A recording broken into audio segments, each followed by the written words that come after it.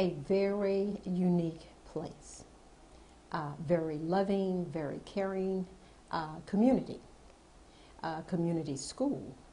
And so when you look at, especially sports, and if you, and Austin being a very sports town, is that we still hold records over at the Memorial Stadium, Darrell Royal Memorial Stadium, for track and field. I can remember back in the 70, 71 of Herman Alexander and John Harvey, and the other names escape me, but they're four-leg track, 100-meter track. So, I mean, overall, it was just, it was an awesome experience. And I say awesome for the fact that I had only attended a African-American all-school of Campbell, L.L. Campbell, first, second, and third grade. And then from the third up until my junior year, being in a predominantly mixed school, and then having the opportunity to go back to Anderson. And at the time, really, all African-American school, we had diverse teachers, but students was not as diverse as the ones that I had previously been in. So to have that kind of feeling, that kind of camaraderie with your peers was wonderful. The Jackettes, having an opportunity to be one of the Jackettes, having an opportunity to become, would have been my senior year as a cheerleader for Anderson.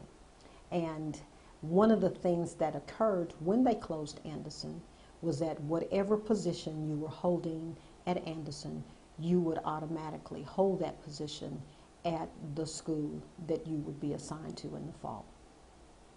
I can vividly remember the riots that we had at McCallum. So there was not a lot of extracurricular activities that I was involved in because I took homemaking, I took office training, sewing. So all of mine were extracurricular classes because all of my core classes I had already taken.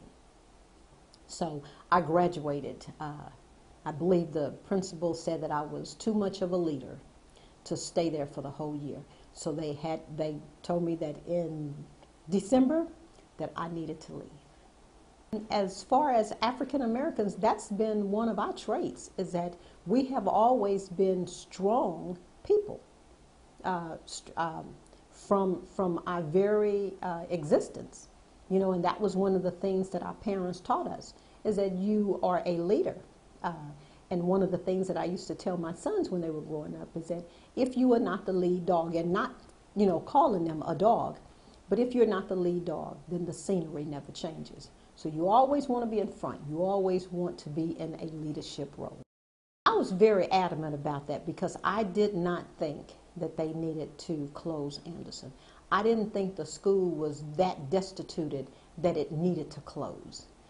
And based on what we are seeing today, as far as educating our children and the education process, is that we have not moved any further to the right than we were in 1971. So I just did not. I was very adamant about that. I remember they had meetings at, it was the Grant Chapel AME Church, but at that particular time it was on Chacan, and they hosted several meetings there. And I can remember going to a couple of those meetings and talking about, please don't. You know, we don't need to close it. It doesn't need to close. So I was not in favor of them closing Anderson. Now the principal was awesome, and that was Big Daddy, who we called Dr. Hobart Gaines. He was such a caring principal. I believe that Mr. Gaines knew everyone by name, irregardless of the number of students that were at Anderson, is that Hobart Gaines, Big Daddy, knew every child by their name. And everyone had the utmost respect for Hobart Gaines. I am still waiting for AISD to name a school after Hobart Gaines. If schools, and I'm talking all black schools, had had the same books, the same quality of teachers, then yes, it probably would have, I mean, it would not have been a need. But based on results, I think that probably the peers that came out with me fared fine. But when we look at our children today and we look at the education process, I think we got away from actually teaching children to be successful and to succeed. We more in tune now to whether or not they pass a test. And you cannot teach children to pass a test if Johnny cannot read. You first have to have Johnny to learn to read. And once Johnny has it down that he can read, then Johnny can master a test. I can remember vividly when my son was in middle school, and I won't name the school, but in middle school, and so they had math night. And so and math was my major. So I was teaching the group of students that was sitting at the table with me the way that you arrive at an answer, because calculators are not the way if you're wanting to teach them the basics. You've got to teach them that when it comes to division, that you get your least common denominator and you have to actually write it out. Now we have a calculator and everybody wants to just take the numbers. That's really not helping Johnny. It was a wonderful school. It was, when we talk about community, and a lot of people will say, well, in East Austin, you know, people have moved in and we don't have the sense of community. Anderson High School was part of our community. It was love, it was sharing, it was caring. Everybody knew. You could really not show out with your teacher and go home, because the news would beat you home.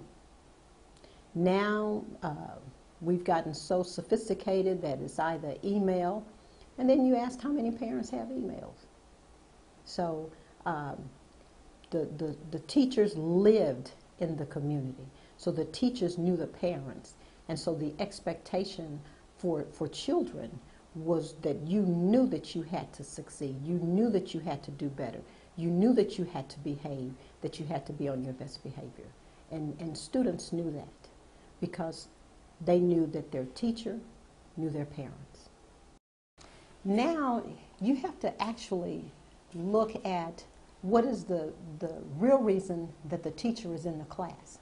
Is the teacher in the class, and I'm talking now, is the teacher in the class because she's trying to help her husband go through law school so that once he's out of law school, then she becomes the stay-home mom or the stay-at-home. So there is not a real true connection with a teacher and a student. But I'm not discounting all teachers, because we do have some good, valuable teachers. But that piece is just not there to help our children. If Johnny lives into a home whereby he doesn't really get anything to eat, and he may not receive anything to eat until the next morning when he goes to school to get the breakfast. And so if the teacher cannot relate to that, and then you're trying to understand why Johnny is not really doing and faring well in the classroom, and then you have to go back and look at how many babies had babies. So really they don't have the wherewithal to actually teach and train children. So, you know, we have a whole lot of factors that we have to, and obstacles for our children, but we've got to do a better job.